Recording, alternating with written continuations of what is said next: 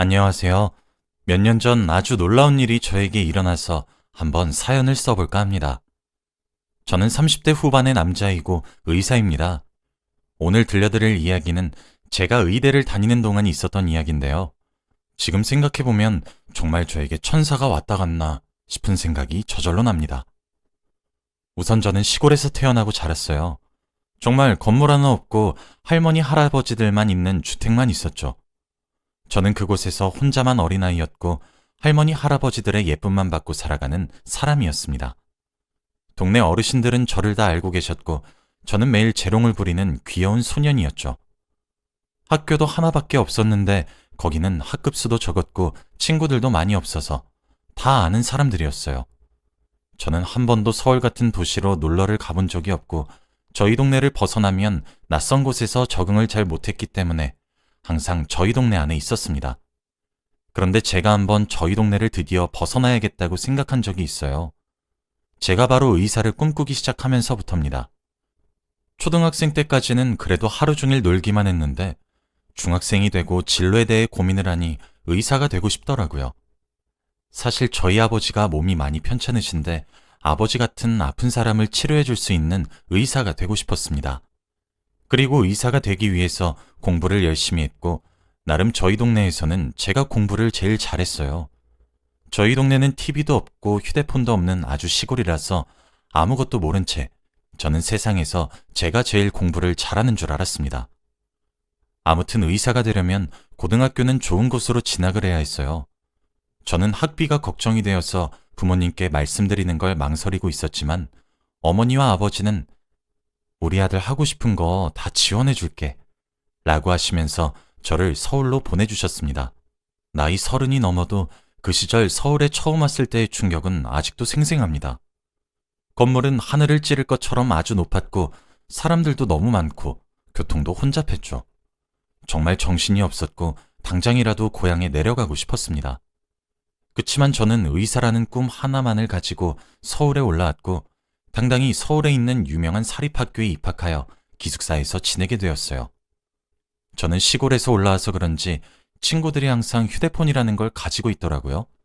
그게 뭐 할 때 쓰는 물건인지 물어보니까 친구들은 다 저를 이상한 눈빛으로 쳐다봤고 조금씩 멀어져 갔습니다. 친구들과 친해지려고 처음에는 제가 다가가 보고 노력도 했지만 이미 친구들은 유치원 때부터 친하게 지낸 사이더라고요. 그리고 하다못해 부모님들까지도 다 친했습니다. 무엇보다 친구들은 제가 시골에서 온 사실이 드러나자 하나같이 저를 멀리했습니다. 냄새난다, 촌스럽다 하면서 제 주위에는 아무도 오지 않았고 말도 섞지 않았죠. 솔직히 저도 그 친구들이 하는 말을 다 이해하지 못했고 다 제가 못 알아듣는 말을 했기에 대화를 안 나누는 게 저도 편했어요. 그래서 할 것도 없으니 공부라도 하자 싶어 공부만 열심히 했죠. 그런데 친구들은 제가 공부하는 것도 가만히 두지 않았습니다. 제가 자리에 앉아서 책을 펴면 그 책을 가져가서 어딘가에 숨기기도 하면서 공부를 방해했죠. 그리고 늘 저한테 너 같은 시골에서 온 애가 우리를 이길 수 있을 것 같아? 너 우리가 하루 종일 놀고 먹을 것 같지? 웃기지 마. 우리는 너랑 다르게 어릴 때부터 영어로 외국인이랑 대화도 하고 하루 종일 골프, 테니스 같은 거 하면서 살았어. 너처럼 하루 종일 땅 따먹기 했던 애랑 우리는 차원이 다르다고. 너 같은 애가 우리 학교 졸업하면 우리 얼굴에 얼마나 먹칠하는 일인지 알지? 라고 했어요. 저는 그 말들을 듣고 처음에는 저와 다른 세상의 사람들이라고 놀랐어요. 하지만 애들이 그럴수록 더 저급하다는 것을 느꼈고 오히려 그런 애들과 같은 사람이 되면 안 된다는 생각에 공부를 더 열심히 한 것 같아요. 그렇게 자신감이 넘치는 아이들의 길을 눌러줘야겠다는 생각으로 고등학교를 들어가고 첫 중간고사에서 저는 당당히 1등을 했습니다. 정말 밤을 새가면서 코피가 터질 때까지 공부를 했어요. 애들은 저를 보고 놀라했고 그 후로 경쟁이 붙은 것 같습니다. 저는 그들을 경쟁 상대라고 생각하지 않았고 제 머릿속으로는 고향에 있을 부모님을 떠올리면서 의사가 되겠다는 생각 하나밖에 없었어요. 제가 그들을 무시하고 공부를 더 열심히 할수록 저를 괴롭히는 애들의 폭력 수준은 점점 커져갔고 저는 아랑곳하지 않았죠. 솔직히 많이 힘들고 당장이라도 부모님 곁에 가고 싶었지만 서울이라는 삭막한 도시에서 저 하나 못 지키면 아무것도 될 수 없다고 생각했기에 정말 피눈물 흘려가면서 참았습니다. 그리고 부모님께서 제가 학교에서 이런 일을 당하고 있다는 사실을 알게 되면 마음 아파하실 걸 알았기에 비밀로 했죠. 딱 3년만 참자는 생각으로 이를 악물었던 것 같아요. 저와 같은 의대를 희망하는 한 남학생도 있었는데 그 친구가 저를 제일 많이 괴롭혔어요. 같은 반에다가 같은 대학교를 지원하니 담임 선생님조차 저와 그 친구를 라이벌 관계로 만들어버리셨고 그 친구는 저 같은 시골 사람과 경쟁 상대가 된다는 걸 내키지 않아 했죠. 알고 보니 그 친구는 저와 다르게 서울에서 태어나고 자랐는데 무엇보다 저희 학교 이사장님의 아들이었습니다. 저희 학교는 사립고등학교였어서 이사장님이 계셨는데 나중에 알게 된 사실이지만 그 친구가 이사장님 아들이었다고 하더라고요. 솔직히 좀 놀랐습니다. 이사장님은 자기 아들이 의대를 가길 원하셨고 저를 이기라고 그 친구한테 말했나 봐요. 근데 그 친구는 저를 이기지 못하니까 괴롭히면서라도 자신이 저보다 위에 있다는 걸 느끼고 싶었던 것 같고 저를 향한 물리적인 괴롭힘은 물론이고 악담도 자주 퍼부었죠. 저는 고등학교를 졸업할 때까지 휴대폰이 없었어요.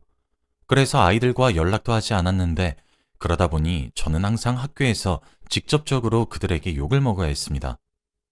야, 너희 동네에 할머니 할아버지밖에 없다면서? 그런 애가 의사가 될 수 있겠니? 너 서울에 있는 병원은 가봤어? 그냥 니네 고향에 있을 것이지 어딜 기어나. 그러면서 저한테 자퇴를 하라고 했습니다. 항상 그 친구는 2등이었고 제가 1등이었으니 제가 자퇴하면 그 친구가 1등이 되잖아요. 저는 단 한 번도 저를 괴롭혔던 애들보다 성적이 낮은 적이 없었고 반항도 한 적이 없습니다. 가끔씩 부모님을 뵈러 몇 시간 동안 기차를 타고 내려가면 정말 그렇게 편할 수가 없었어요. 아버지의 병은 점점 더 악화되는데 서울에 있는 큰 병원을 가기에는 몸이 따라주지 않으니 얼른 제가 의사가 되어 치료를 해드리고 싶었어요. 본가에 가면 항상 의사가 되고 싶다는 마음가짐을 가지고 다시 서울로 올라가는 것 같아요. 아무튼 저는 고3 때 정말 하루의 반 이상은 공부만 하고 살았습니다. 늘 아버지를 마음속에 새기며 공부를 하니 저는 떳떳하게 전교에서 1등으로 고등학교를 졸업했고 의대에 갈 수 있었어요. 제가 간 의대는 서울에서 제일 유명한 의대였고 전교 2등으로 졸업한 이사장 아들은 그 의대에 갈 수 없었습니다. 그렇게 저와 그 친구는 비슷하지만 다른 길을 가게 되었죠. 아마 많이 절망적이었나 봐요. 하루 종일 책상에 앉아서 멍만 때리던 기억이 아직까지 납니다. 저는 합격 통지서를 받자마자 고향으로 내려가서 부모님께 보여드리니 두 분 다 우시더라고요. 아들 하나는 정말 잘 나왔다면서 수고했다고 안아주시는데 효도한다는 기분을 그때 처음 느꼈습니다. 저는 동네에 현수막도 달고 마을 어르신들의 칭찬도 받으면서 의대에 입학했어요. 드디어 제가 원하는 의학 공부를 하니까 피가 도는 느낌이고 정말 행복했어요. 의사와 점점 가까워지는 듯한 느낌이 들고 벌써부터 아버지의 병을 낫게 할 수 있을 것 같았거든요. 그리고 저는 의대를 가고도 성적은 늘 상위권이었습니다. 확실히 대학교를 가니까 고등학교와 조금 다른 점이 친구들이 차별하지 않았어요. 시골에서 왔든 도시에서 왔든 다 똑같이 대우해줬고 저도 대학교에서 친구를 많이 사귀었죠. 그러면서 저도 조금 마음이 편해지고 취미생활도 즐긴 것 같아요. 대학생 시절 제 취미생활은 바로 낚시였습니다. 다들 주위에서 이런 취미를 가진 대학생은 처음이라고 하면서 놀라하지만 저는 어렸을 때부터 시골에서 자라서 그런지 낚시를 굉장히 많이 했어요. 그런데 서울은 낚시를 할 곳이 없기도 하고 고등학생 때는 그럴 여유도 없었죠. 이제 대학생이 되고 쉬는 날이면 섬에 가서 낚시를 하고 오기도 했습니다. 낚시를 하러 가면 아저씨들이 굉장히 많으셨고 어린 제가 낚시를 하니까 좋아하시더라고요. 그날도 어김없이 저는 늘 가던 섬에서 낚시를 하고 여유를 즐기고 있었습니다.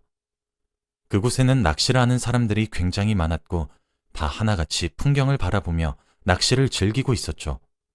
그런데 그때 제 뒤에서 첨벙 하는 소리가 들리더라고요.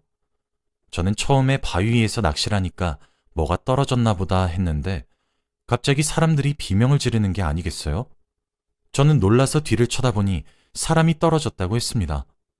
그곳은 수심이 깊은 바다라서 나오기 힘들어 보였고 빠진 사람은 수영도 못하는 것 같았죠. 그런데 아무도 그 사람을 구해주는 사람이 없었고 저는 상황이 심각해지기 전에 빠진 사람을 구해야겠다는 생각으로 바다에 들어갔습니다. 저는 어렸을 때부터 아버지와 강에서 헤엄을 치며 놀았던 적이 많아서 수영을 할 줄 알았기에 그 사람을 구출할 수 있었죠. 그 사람은 여성분이었고 겨우 구하니 물을 많이 먹어서 그런지 숨을 쉬지 않더라고요. 저는 학교에서 배운 인공호흡 방법을 이용해서 그 여자를 살려내는데 몇 분 정도 지나니 그 여자가 입에서 물을 뿜고 깨어났습니다. 저는 한순간에 혹시 죽었을까라는 생각이 들면서 너무 무서웠는데 그렇게 깨어나니 의사가 되는 이유가 바로 이거구나 싶더라고요.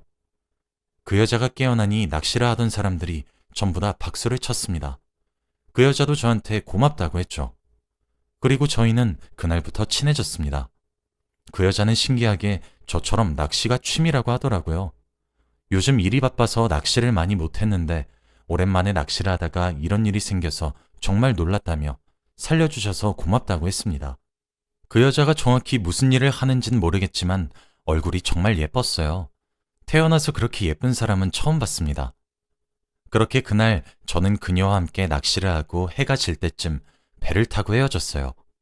육지로 가서 밥도 먹고 이야기도 나누면서 서로에 대해 많이 알아갔습니다.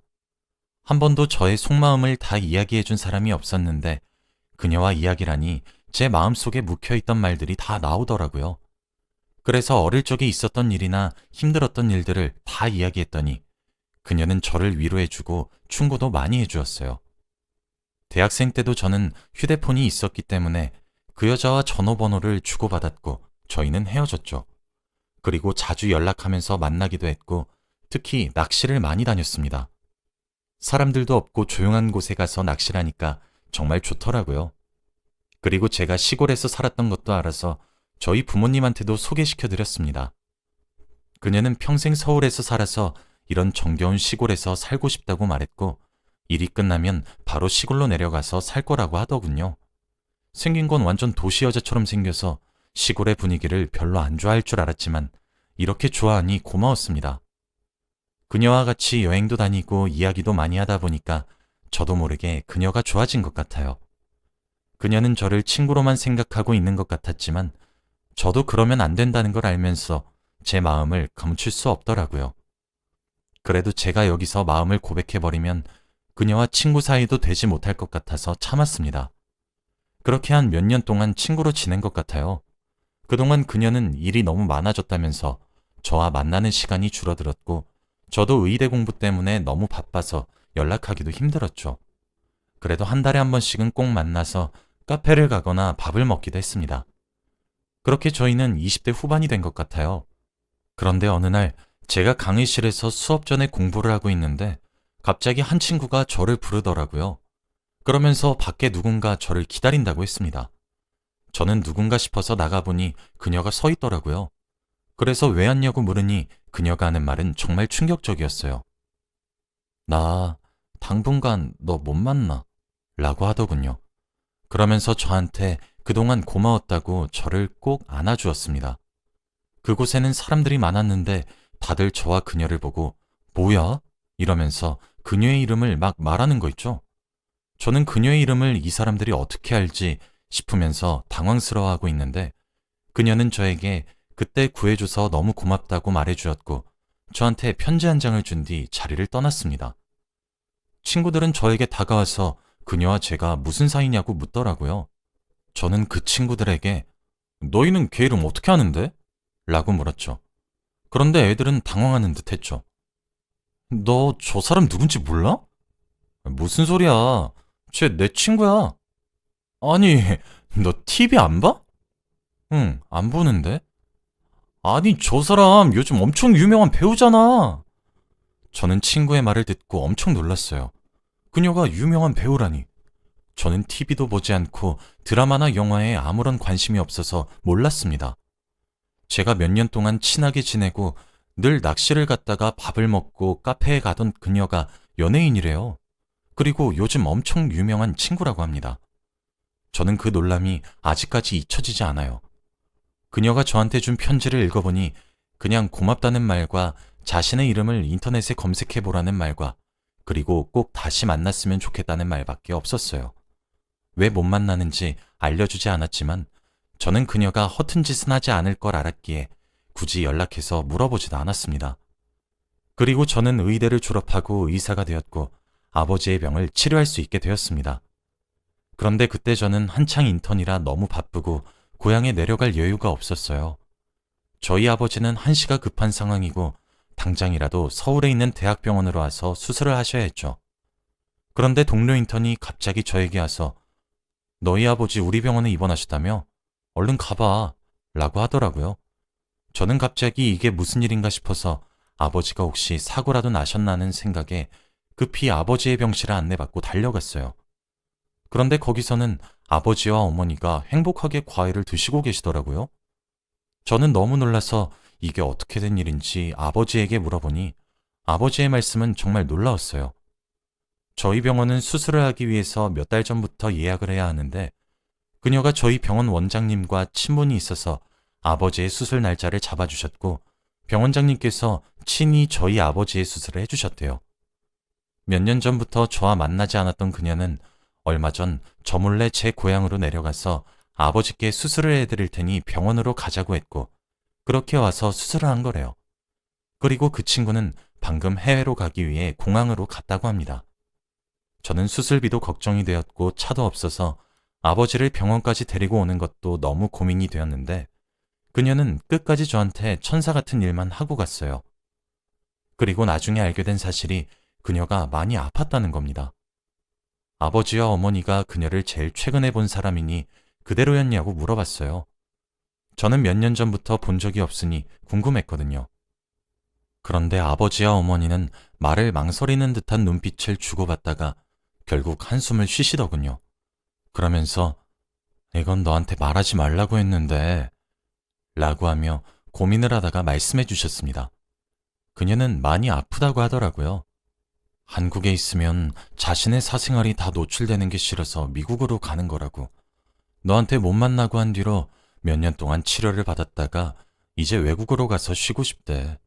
너 걱정할까봐 일부러 너한테 말 안 했으니 우리한테도 말하지 말라고 하더구나. 그 말을 들으니까 정말 미안하더라고요. 저는 그녀한테 받기만 하고 있었고 막상 준 게 없는데 생각해보면 정말 그녀는 저한테 퍼주기만 했어요. 그리고 나서 인터넷에 그녀의 이름을 자주 검색해보기도 했지만 어떻게든지 기사도 없고 아무런 정보도 없더라고요. 지금 생각해보면 정말 천사가 왔다 갔나 싶습니다. 사막 같은 제 인생에서 오아시스 같은 여자였어요. 정말 제 인생에서 잊을 수 없던 여자였습니다. 지금 생각해봐도 정말 놀라운 일인 것 같아요. 바다에 떨어진 사람을 구해주고 그 사람과 친하게 지냈는데 알고 보니 유명한 배우였고 그러다가 이제 못 만난다고 하면서 해외로 가버리고 어디서 뭐라고 어떻게 사는진 모르지만 꼭 그곳에서는 건강하고 행복했으면 좋겠어요.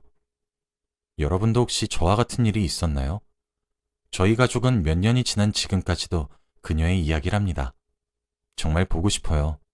제 이야기는 여기까지입니다. 들어주셔서 감사합니다.